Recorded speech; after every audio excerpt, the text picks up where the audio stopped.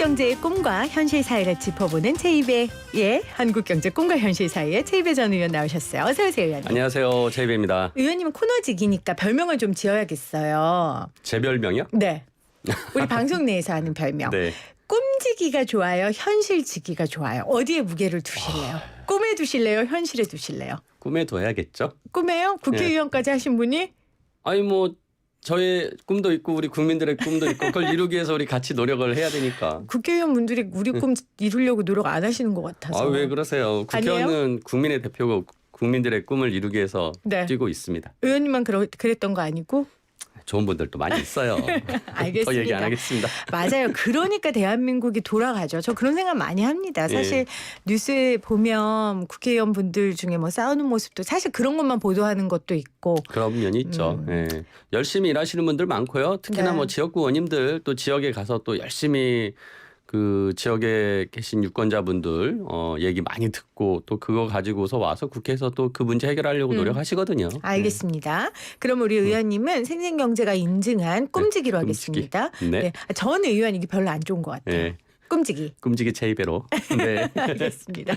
자, 우리가 오늘 부동산 이야기 준비했는데 그 전에 사실 삼성 이건희 회장 별세 이후에 상속세가 이제 굉장히 이슈가 됐잖아요. 그렇죠. 근데 의원 꿈지기님이 네. 8월에 저랑 인터뷰하면서 사실 먼저 이재용 회장한테 상속세 관련한 팁을 주셨었어요. 네. 네, 무슨 내용이었죠? 제가 이제 당시에 어차피 내일 상속세인데 이왕이면은 좀 이재용 부회장의 결단으로 이거는 선제적으로 능동적으로 내는 것이 있으면 좋겠다. 이제 그게 증여 절차를 통해서 네. 그렇게 할 수 있기 때문에 상속세랑 증여세가 금액이 같기 때문에 그렇게 하면 좋겠다라는 이제 제가 꿈을 제안을 밝히셨죠. 했죠. 예, 네. 제안을 드렸죠. 근데 네. 이제 아쉽게도 뭐 지금은 그런 선제적이고 능동적이지 않고 결국 어쩔 수 없이 또 내야 되는 수동적인 상황에서 움직일 수밖에 없는 것이 돼서 조금 아쉽고요. 그래서 이재용 부회장이 좀 결단하고 리더십을 보여주는 게 있었으면은 훨씬 더 본인에게도 좋았고 평가도 좀 더 나아질 수 있는 기회였는데 네. 그렇지 못했던 것 같고 아무튼 뭐 지금 여러 세간에 이제 뭐 이렇게 추정치들이 나오죠. 이건희 회장의 재산이 얼마냐 또 그거에 대한 상속세는 얼마냐 하는데 제가 계산하기로는 한 20조 원 가량 되고요. 아, 그렇습니까? 예, 10조 원으로 나오는데. 예, 그러니까 주식이 18조고요. 네네. 나머지 뭐 그 지금까지 뭐 배당 받은 거 금액이나 뭐 등등 하면은 20조 원 정도 가량 되고 상속세는 한 12조 정도 될 것 같습니다. 상속세. 네. 예, 그래서 제가 근데 뭐 그 상속받은 현금도 꽤 될 거고 이미 유가족들이 가지고 있는 현금도 뭐 최근에 그 받았던 배당금 같은 걸로 추정해 보면 다 굉장히 또 많이 가지고 있고 또 상속받은 주식 중에 SDS 주식이나 삼성생명 주식은 지배권에 영향이 없기 때문에 또 매각도 가능하고 그리고 뭐 앞으로 또 계속 배당금을 또 많이 받을 것 같거든요. 네네. 그런 거 등등 감안하면 제가 보기에는 우리 국민들이 이재용 부회장 등이 상속세를 어떻게 내나 하고 걱정해 주실 필요는 없는 것 같다라는 거고. 국민청원도 올라왔어요. 그러니까 너무 많이 받았기 때문에 많이 내는 거예요. 그러니까 받은 게 크기 때문에 그런 거니까 그렇고 아무튼 제가 보기에는 국민들이 상속세에 대한 걱정하실 필요는 없을 것 같고 다만 이제 제가 걱정하는 거는 이렇게 상속세를 거액에 냈다고 해서 지금 뭐 재판이나 지금 뭐 이런 이제 기소된 또 사안들이 있는데 네. 뭐 거기에 영향을 줘서는 안 된다. 이거는 원래 내야 될 절차인 거고 뭐 그거를 또 이거에 따라서 뭐 거액의 세금을 냈다고 왠지 뭐 여론을 또 그렇게 조성해서 뭐 봐줘야 된다라는 식으로 가서는 안 된다라고 생각을 하고요. 그래서 네. 그때도 말씀드렸다시피 좀 과거의 잘못을 인정하고 또 그거에 대한 책임을 지는 모습으로서 과거의 어떤 것을 정리해서 단절시키고 발목 잡히지 않고 좀 미래로 가는 모습으로 삼성 이재용 부회장의 행보가 있었으면 좋겠다라는 생각을 합니다. 삼성그룹에 대한 체입의 꿈지기의 꿈을 밝히셨습니다.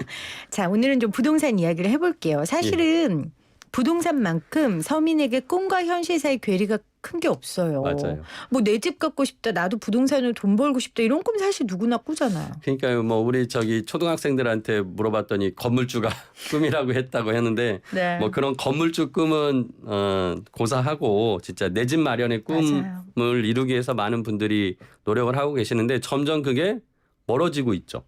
너무 안타깝죠. 맞아요. 이번 정부 들어서 좀 그런 꿈을 실현시킬 수 있게 해주는지 알고 기대를 했는데 오히려 그렇지 않은 모습 때문에 더 실망한 것 같아요. 그래서 한참 이런 모토가 있었거든요. 집은 사는 것이 아니라 돈 주고 사는 것이 아니라 내가 사는 곳입니다. 이런 이제 모토가 있었고 그래서 뭔가 주거 안정이나 주거 복지나 이런 것들에 대해서 정부가 굉장히 신경을 써줄 것 같아서 네. 좀 기대를 많이 했는데 정부 들어서서 3년 지나고 나서부터는 뭐 이제 나는 집 가지기가 힘들어지는 것 같은 느낌이 들어서 맞아요. 막 우리 젊은 또 많은 분들이 막 영끌이라고 해서 막 대출 받아서 돈을 탈탈 털어가지고 집을 사게 되고 뭐 그런 과정에서 집값은 계속 올라가서 이제 아예 집 사는 걸 포기해야 되는 뭐 그런 그렇죠. 상황까지 가서 우리의 꿈과 현실이 가장 괴리가 큰 부분이기도 합니다. 맞습니다. 사실 말씀하신 대로 이번 정부 들어서 부동산 시장 안정화라는 꿈을 가지고 굉장히 많은 정책들을 쏟아냈거든요. 그러니까 저희가 부동산 전문가들 모시면 이 정책 세는 걸 좀 포기하신 분도 있을 정도로 17번까지 일단 세셨던 것 같아요. 예. 지금 언론에서 뭐 이제 23번까지 네, 얘기했죠. 23번. 예. 근데 현실은 부동산 가격이 많이 올랐단 말이에요. 예. 근데 우리 꿈지기님께서 보시기에는 부동산 가격이 오른 게 정부 정책 때문입니까? 왜냐하면 아니라는 사람들도 있거든요.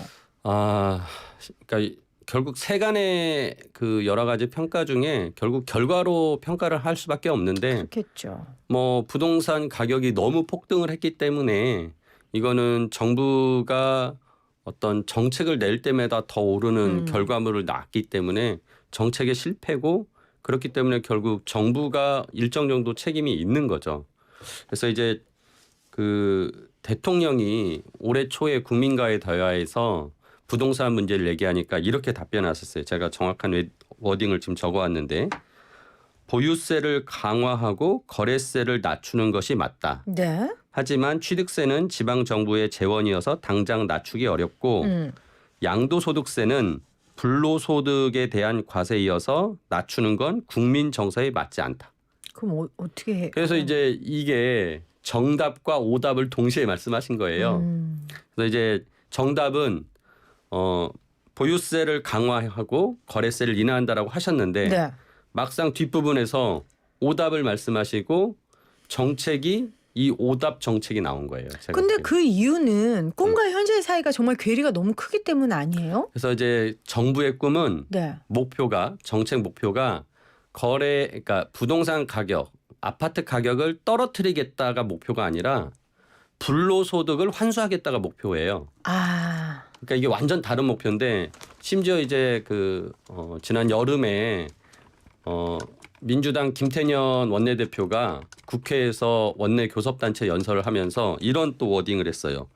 불로소득을 더 이상 방치해서는 안 된다. 다주택과 투기를 용납하지 않겠다. 초과 이익을 환수하는 제도를 마련하겠다. 그러니까 목표가 불로소득 환수예요. 그러니까 누군가가 부동산으로 돈 버는 것을 그렇게 못 두겠다. 그래서 세금으로 다 그걸 때려잡겠다라고 한 거예요. 근데 결국 그거는 대통령이 정답이라고 얘기한 거래세 인하에 반대되는 얘기거든요. 그러니까 정부가 꾼 꿈은 집값을 내리겠다가 아니라 불로소득을 환수하겠다라고 했는데 그 꿈을 실현하기 위한 현실로 만들기 위한 정책은 오히려 정책으로 그렇지 않았던 거죠. 양도소득세를 더 중과하겠다라고 하니까 주택 가격은 더 올라가게 되는 거죠. 그래서 제가 이제 평가하기로는 불로소득을 더 만들어주고 있어요. 오히려. 왜냐하면 그렇죠. 집값이 올라가니까. 그러니까 이번에 상속세도 무슨 10억 이상만 내는 건데 요즘 예전에는 10억 무슨 그걸 상속받아 했는데 서울 아파트 하나 정도 증여하면 그 정도 되는 거예요. 상속하면. 그렇죠. 예. 그러니까 지금 불로소득을 엄청나게 누릴 수 있는 사람들이 많아진 그러니까 거죠. 가격이 올라갈수록 불로소득은 커지는 거고 네. 불로소득을 발생한 다음에 세금으로 더 걷겠다라고 할 것이 아니라 불로소득이 안 생기게 해야 되죠. 그래서 가격을 떨어뜨리는 것이 목표가 돼야 되는데 계속 대통령은 뭐 정권 초기에 주택 가격으로 되돌아갈 수 있도록 하겠다라고 했는데 엊그저께 또 이제 청와대 김상조 정책실장은 나와서 네. 뭐 그거는 그냥 좀 의지를 표현하는 정도의 얘기다라는 식으로 굉장히 그 흐리멍텅한 얘기를 하셨어요. 그래서 저는 정부가 정말 아파트 가격을 주택 가격을 떨어뜨리는 것을 목표로 두지 않고 있는 것인가라는 의구심이 들 정도입니다. 네. 사실 한 여당 의원도 네. 토론회에 나와서 그런 말씀하셨죠. 네. 7월달에 그래서 논란이 민주당 좀 있었죠. 진성준 의원님이 그 모 방송 토론회에 나와가지고 마이크 토론 꺼진 줄 끝나고 알고. 마이크 꺼진 줄 알고 그래도 집값 안 떨어져요라는 식으로 얘기를 했다가 큰 뉴스거리가 됐었죠. 물론 이제 현실을 말한 거다라고 네. 말씀하시긴 했는데 정말 집을 갖고 싶은 꿈과 현실 사이에 놓여 있는 국민들한테는 정책을 만들고 해야 되는 여당 관계자가 그런 얘기를 했을 때 굉장히 좌절감이 오죠. 그렇죠. 네. 분노도 오고요. 그러니까 이제 저는 그런 메시지 때문에 시장은 정부를 이제 신뢰하지 못하는 거예요, 정책을. 그렇군요. 그러니까 그러다 보니까 오히려 정책을 내면 낼수록 집값이 더 올라가니까 심지어 요즘은 그냥 아무것도 하지 말아라 정부가. 그게 오히려 집값 안정 대책 아니냐라고 할 정도의 이제 조롱 섞인 평가까지 나오는 거죠. 그러면 이제 집값을 떨어뜨리기 위해서 우리가 쉽게 생각하는 게 공급을 늘리라는 얘기 많이 하잖아요. 그렇죠. 8328님도 용인에 대규모 신도시 건설해라 이렇게 남겨주셨고 네. 6503님은 9월에 결혼한 아들한테 과천 지식정보센터 청약하라고 했더니 청약은 했는데 혹시 되면 돈은 어떻게 내야 되냐고. 되면 정말 대박인데 돈이 문제예요. 엄마 아빠가 돈이 없는 게 너무 미안해요. 이런 현실을 얘기해 주셨거든요. 공급 이게 답입니까 그러면? 그러니까 저는 이제 두 가지 그 분야인데요. 조세 분야, 세제 분야. 그러니까 네. 아까 전에 말씀드린 보유세와 거래세라는 세제 분야와 그다음에 이제 공급 대책 네. 이 두 가지가 이제 같이 병행이 돼야 되는데 이번 정부 들어와서 대부분 다 그 대책이라고 낸 것은 세금을 더 걷겠다라는 세제 대책이었고 공급 대책을 내놓은 것이 2008년 8월인가 굉장히 늦게 나오고 이제 최근에서야 이제 그거를 더 늘린 거죠. 그래서 나오고 있는데 규모가 막 그렇게 크진 않죠. 그렇죠. 뭐 제 3기 신도시를 네. 뭐 짓겠다는데 17만 세대 정도 얘기가 나왔고 서울에도 조금 더 늘려가지고 물량을 확충하겠다라고는 하는데 네. 근데 이제 저는 또 이제 공급을 늘리는 거에 대한 것에 대해서 좀 신중할 필요가 있다는 생각을 하는 게 서울은 주택 보급률이 100%가 안 돼요. 아무리 계속 공급을 해도 서울은 인구가 늘어나거나 또는 세대가 계속 분화되면서 집이 계속 부족한 상태는 계속되고요. 네. 반면 이제 수도권을 합쳐가지고 보면은 100%가 넘어요. 그렇죠. 네, 그러면은 예를 들어서 지금 신도시를 또 짓거나 또 서울 안에다가 집을 더 짓는다고 해도 결국은 100%가 넘었는데 집을 더 짓는 것이 되고 장기적으로 보면 서울을 뺀 나머지 수도권 지역에는 빈집이 생길 수 있는 우려가 생기는 거예요. 네. 그러니까 지금 당장은 막 이렇게 가격이 오르니까 공급 대책을 낼 수밖에 없지만 제가 보기에는 그렇게 했다가는 오히려 나중에 빈집이 나타나는 사태가 벌어지니까 어떻게 하면은 이 서울로 집중되는 인구를 분산시킬 수 있는 국토 균형 발전이라는 큰 틀에서 정책이 더 나와야 된다고 생각을 해요. 그리고 맞아요. 심지어 지금은 이제 또 코로나 때문에 재택근무를 많이 하시잖아요. 그래서 직장을 안 가고 집에서 근무하는 분들이 생기다 보니까 점점 우리 공간에 대한 구조 변화가 생기고 그런 과정에서 도시도 재설계하자는 얘기들이 나오고 있는데 네. 많은 전문가분들이 이제는 도심에 그런 주택이 더 필요하지 않을 수 있다. 사무실이 필요하지 않을 수 있다. 그렇죠. 재택근무를 하면 예. 접근성이 그렇게 중요한 요소가 되지 않으니까요. 그렇죠. 그래서 이제 그런 것까지 감안해서 저는 좀 그 주택 공급 대책을 만들어야 된다라고 생각을 하고 그런 면에서 지금 이렇게 공급을 무턱대고 시장의 어떤 그 동요를 좀 잠재우기 위해서 하는 것은 좀 바람직하지 않다라고 생각을 해요. 그러니까 오히려 투기 세력을 부추기는 시그널이 될 수 있다는 우려도 저는 하거든요. 맞아요. 지금의 공급 정책은 특히나 이 지금 신도시 건설을 하겠다고 네. 그 지역에 토지를 수용해야 되거든요. 네. 그럼 땅값이 벌써 올랐겠죠. 그러면은 토지 수용비가 어마어마하게 풀려요. 네. 그러면 그 돈이 어디로 가냐? 또 부동산으로 와요. 지금 청취자분들이 문자로 본인들 얘기해 주시는 거예요. 9090님은 집이 투자의 대상이 돼야 되는 세상 너무 힘들다. 4202님은 빈집 좀 있으면 어때요? 살 집 없는 것보다 낫죠. 인구수 생기니까 빈집 생기는 거 앞으로 당연한 거 아닐까요? 라는 이제 본인의 현실을 네. 얘기해 주셨고 3000님은 보유세 강화하면 저같이 18년 살아온 곳에서 살 수가 없어요. 퇴직하고 소득도 없는데 불로소득이라고 이걸 할 수 있나요? 매매에서 이익 창출한 것도 아닌데 집값이 올랐다는 이유로 강제로 집을 팔게 하는 게 민주주의예요? 이렇게 하셨거든요. 이 세금 부분 어떻게 얘기하실래요? 그래서 이제 공급 대책 그렇고 제가 세제 대책에 대해서 네. 대안을 제시할 수 있는 거는 보유세라는 게 이제 지금 재산세하고 종부세예요. 근데 이제 재산세는 모두가 다 내는 보편 과세예요. 그러니까 일종의 내가 여기에 부동산을 가지고 있으면 여기에 도로도 있고 상하수도 시설도 있고 하는 어떤 혜택을 정부로부터 받는 거잖아요. 그러니까 그거에 대한 일정 정도 국가의 그런 혜택에 대한 뭐 그 나에 대한 부담금이라고 생각하시면 되는 거고, 그래서 재산세는 많지 않고 굉장히 보편적으로 하는 것이고, 이제 그래서 저는 재산세가 지금 공시지가 현실화 때문에 좀 올라가서 갑자기 정부가 그것도 후퇴해가지고 이제 또 깎아준다고 했는데 네. 오히려는 그냥 저는 그 방향으로 가는 게 맞지 않았나 싶고, 오히려 이제 종부세는 세금의 목적 자체가 부동산 가격 안정이에요. 즉 투기를 근절시키겠다는 거거든요. 네. 그래서 저는 지금 청취자분도 18년 동안 사셔가지고 가격이 올랐는데 아니 내가 가격을 억지로 올린 것도 아닌데 왜 나한테 세금 종부세를 더 내라고 하냐 이런 이제 불만된 목소리가 나오는데, 그래서 저는 실거주하는 1세대 1주택에 대해서는 종부세 내지 말아야 된다. 그거는 과감히 국가가, 그분들은 투기 세력이 아니거든요. 종부세 대상으로 삼지 않아도 돼요. 그러니까 오히려 투기 안 하고 한 집에 살다 보니까 네. 집값이 오른 거거든요. 그리고 그거 팔아야 내 돈이지. 그렇죠. 뭐 현금 내 손에 안 줬는데 그게 어떻게 내 돈이에요? 그래서 저는 이제 종부세를 1세대 1주택자한테는 면세를 하고 네. 이제 우리는 다주택자가 집을 많이 가지고 있는, 즉 그걸로 돈해서 투기를 하는 것이 문제라고 한다면 다주택자한테 더 많은 세금을 부과를 해서 이분들이 세부담이 되니까 네. 집을 파는 게 오히려 낫겠다라는 생각을 만들어줘야 돼요. 아. 근데 문제는 아까 말씀드렸던 거래세, 즉 양도소득세를 굉장히 지금 중과하고 있어요. 그러니까 더 막 과하게 물리게 하니까 이분들이 또 안 팔아요. 그리고 그 정부가 초기에 들어와서 정권 초기에 임대사업자 등록제도라는 걸 만들면서 맞아요. 이분들이 오랫동안 집을 가지면은 양도소득세도 뭐 감면해주고 종부세도 감면해주는 그런 막 혜택을 만들어 놓으니까 이분들이 양도세 많이 내야 되고 오히려 가지고 버티고 있으면은 나는 이 혜택을 계속 누르니까 집을 안 내놓는 거죠.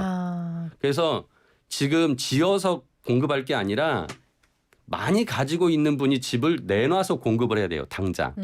그래서 50만 명의 그 임대사업자가 150만 채를 가지고 있다고 하거든요. 그러니까 이분들이 집을 내놓게 저는 양도소득세 중과를 폐지해서 이분들이 빨리 집을 팔게 만들어주는 인센티브를 주자. 그러면 오히려. 당장 공급이 나오는 거니까. 오히려 팔면 되는 인센티브를 주자. 그렇죠. 그래서 지금 오히려 정부는 지금 우리가 최고 세율이 42%인데요. 기본소득세율 따라서. 네. 그럼 거기에다가 2주택자는 10%, 3주택 이상자는 20%를 중과해요. 근데 그거를 내년부터는 10%씩 더 올린대요. 그래서 예를 들어서 3주택자는 이제 소득세율도 지금 올릴 거거든요. 45%로. 걷다가 30%를 중과받으면 75%를 내야 되는데 주민세 10%를 더하면은 80%가 돼요. 그럼 내가 집 팔아가지고 이익을 얻는데 80% 세금 낸다고 생각하면 안 팔거든요. 안 팔죠. 버티겠죠. 그러니까 저는 오히려 이거를 그냥 기본세율만 적용하자. 오히려 지금 있는 10% 20%의 중과도 하지 말아라. 그래서 딱 기본세율만 하면은 오히려 집을 팔라는 사인이 되는 거죠. 근데 가지고 있으면 세금은 많이 나가고. 그렇죠. 세금, 그러니까 이제 보유세는 더 그렇게 올리니까 하면 부담되고. 파는 게 오히려 이득이라는 이득인 게 거죠. 나오니까. 그렇죠. 알겠습니다. 그래서 좀 그런 정도의 좀 세제에 대한 근본적인 좀 그 변화를 네. 다시 한번 점검해 볼 필요가 있다는 생각이 들어요. 4971님이 의원님들 집값 내리는 거 꿈꾸는 거 맞아요? 현실은 거의 다주택자들이신데요. 이렇게 남기셨거든요. 근데 뭐 다주택자가 많아서 뭐 이렇게 정책을 안 하는 그런 유인도 없지는 않다고 생각하는데, 근데 솔직히 뭐 이 문제 가지고 개인 의원들이 자신의 이익을 얻기 위해서 막 이렇게 하는 거에 유의는 크지 않을 거라고 보거든요. 그래서 저는 오히려 제대로 된 정책을 계속 제안해주고 좀 그 시민사회도 압박을 하면은 정부 정책이 조금 방향을 제대로 잡아갈 수도 있지 않냐라는 생각이 들어요. 그래서 알겠습니다. 예. 자, 오늘 한국경제 꿈과 현실 사이를 짚어보는 최입의 한국경제 꿈과 현실 사이에 오늘은 부동산 관련된 이야기 나눠봤습니다. 정말 꿈과 현실이 좁아졌으면 하는 분야 중에 하나예요. 예. 집 없는 거 너무 서러워요. 저는 그 다주택자의 집을 내놓게 해서 그 외투를 벗게 하기 위해서 바람을 부는 세게 불게 하는 경우와 햇빛을 쬐게 해주는 경우가 있잖아요. 바람으로 강제로 하지 말고 햇볕을 더 쬐주게 해서 스스로 벗게 만드는 좀 정책으로 정부가 해줬으면 좋겠다 생각합니다. 알겠습니다. 꿈지기 최입의 전 의원이었습니다. 고맙습니다.